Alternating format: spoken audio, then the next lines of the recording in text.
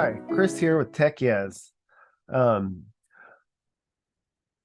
I'm going to be talking about AI, identifying Tristan Harris and Asa Raskin identified the three rules of a new technology at the center of humane technology, a presentation called the AI Delima. And they state that when you invent a new technology, you uncover a new class of responsibility. And number two, if that technology confers power, it's going to start a race. Number three, if you don't coordinate, it's going to end in tragedy. So recently, we've seen some disruptions in the industry due to just mere rumors of AI development. So the rumor is that AMD's developing an SoC, which I always call standalone chip, but it's actually socket on chip or something like that. It just means the CPU is dedicated to one task or maybe multiple tasks, but it's specific. It's not just it's not a all purpose. And so that idea that they're helping with Microsoft to with some sort of AI boost their stock like 9 or 10%. And this is not stock advice. I'm just saying that I'm just identifying the disruption in the industry. So I'm not going to give specifics on what I think about that.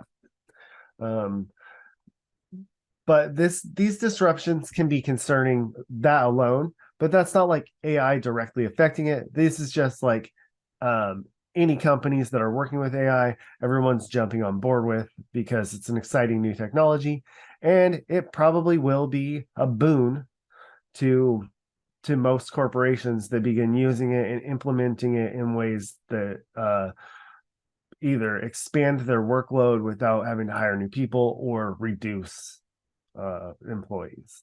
And we are going to see something with that where employees either get moved into new spots or whatever. And then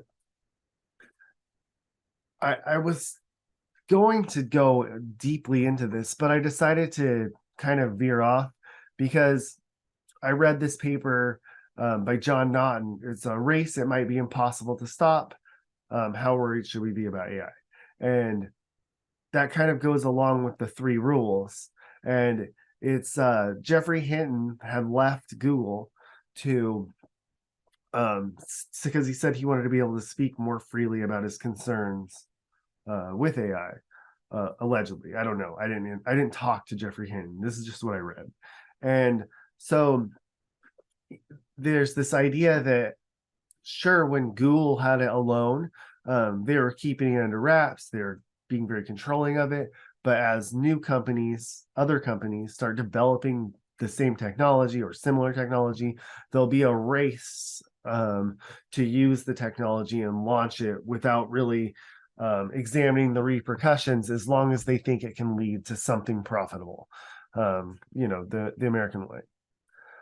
There's this overarching idea that artificial intelligence is going to take our jobs, and it probably is to a degree. In the short term, I don't really think we have a lot to worry about. People will be using AI more as tools as opposed to it like actually taking our jobs, but it's already presenting some ethical concerns. Nancy Klein was already talking about how in her article AI machines aren't hallucinating, but their makers are. She was talking about how they're disguising disruption as theft, or theft as disruption, rather the opposite. And she identifies 4 hallucinations of tech CEOs, and then I drew a comparison to Rene Descartes' 6 meditations.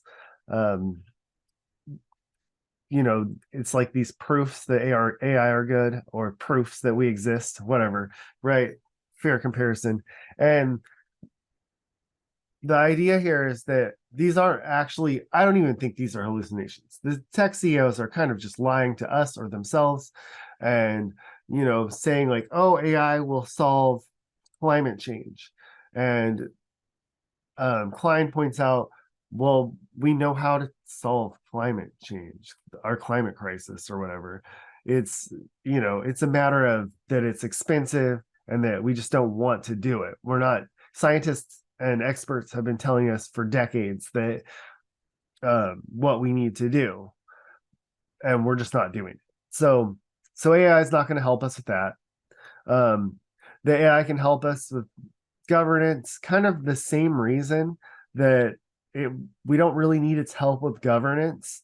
The problem with governance is that it's controlled by money and lobbying and things that are outside of the scope of what constituents necessarily want.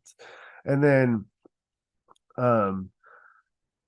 there's this other overarching idea that, oh, tech companies we could trust them to do the right thing. That's also a farce. We already know that these big tech companies are responsible for massive invasions of privacy. We see the big data banks like Facebook.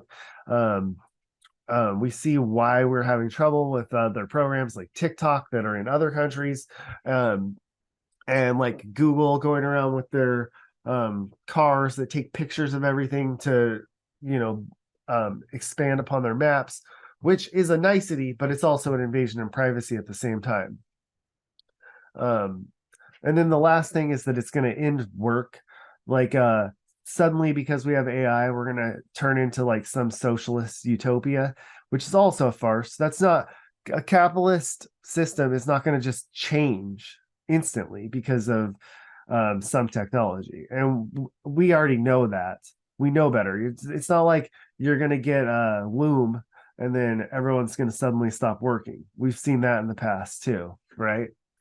But one thing is for sure, artificial intelligence is definitely going to change the world, and it's could be for the better or it could be for the worse. The thing is that there's not this one singular moment in time where it's going to be like, oh, the AI is sentient, Skynet went live. It's not that. It's going to slowly, over time, become more and more capable till suddenly it's overtaken everything. And that's why we're pushing for certain regulations already. We've already seen other outspoken members of society talk about it. One person like Elon Musk was talking about it. He was saying that we should be passing legislation for it already. But then in the same breath, he's, making his own generative AI, which is fine. I mean, that's probably the thing that anyone would do, right? If you can't beat them, join them. Anyway, that's it for Terchyeahs AI Tribulations. Have a good day. And that's how it all goes.